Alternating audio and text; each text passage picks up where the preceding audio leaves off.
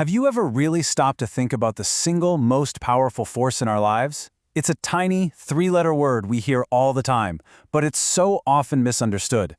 Today, we're going deep on the one thing that can either make you or completely break you: your ego. I mean, it really is a force of nature.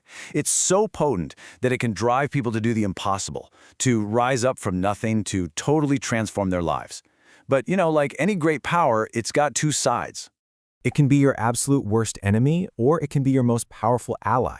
So the real question is, how do we get a handle on this force inside of us? Well, let's start by looking at its destructive side first. Okay, let's talk about the dark side of ego. This is the ego that trips us up, the one that's all about winning a small battle right now, even if it means losing the war in the long run. And negative ego, it literally makes you blind to your own flaws.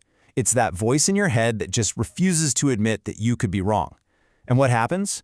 Well, all of a sudden, someone trying to give you good advice feels like a personal attack. A helpful suggestion feels like they're trying to put you down. And this is a big one. Ego convinces you that you already know everything there is to know. But think about it. The second you think you have all the answers, you stop asking questions. That mindset just slams the door on personal growth and stops your progress dead in its tracks. You know what I'm talking about, right? Have you ever hesitated to send that text or make that call just because you were afraid of looking small for reaching out first? Yep, that's your ego at work. It can get triggered by the tiniest things, and before you know it, relationships and huge opportunities are lost forever, all over something as simple as pride. This brings us to a really important question we've got to ask ourselves. We might win these tiny little battles fueled by our ego, but in the grand scheme of things, are we actually losing at life? It's a sobering thought for sure, but hey, it's not all bad news. So now, let's flip the script. Let's look at how we can actually build with this energy. Because when you channel it the right way, your ego can become this incredible, unstoppable force for good in your life. This is the ego that builds you up, not the one that tears you down.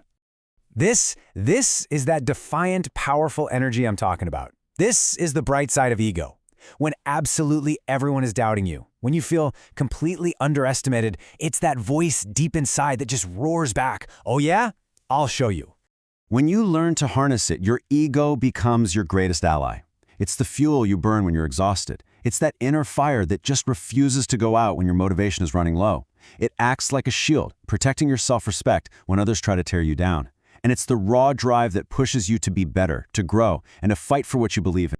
So, we have this unbelievably powerful force that can either wreck us or make us. The big question is, how do we get in the driver's seat? Well, this next part is the master key. These are the practical steps to tame that beast and use its power for good. Okay, here are 4 steps to get your ego working for you.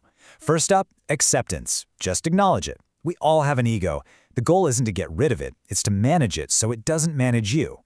Second, always have a learning mindset. Instead of walking into a room assuming you're the expert, ask yourself, what can I learn here? That curiosity keeps you open and keeps you growing. Third, learn to take feedback. The people who give you constructive criticism aren't your enemies. They're like mirrors. They're helping you see your blind spots. And finally, number 4, practice silence. You don't always need to have the last word. You don't always need to defend yourself. True strength is quiet. Let your actions and your results do all the talking.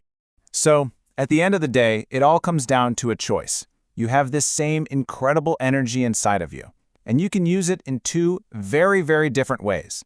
That power is entirely in your hands. And this right here, this is the core difference.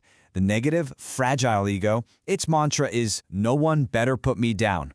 But the positive, strong ego, it's humble. Its mantra is, "I'm willing to bow down to learn something new."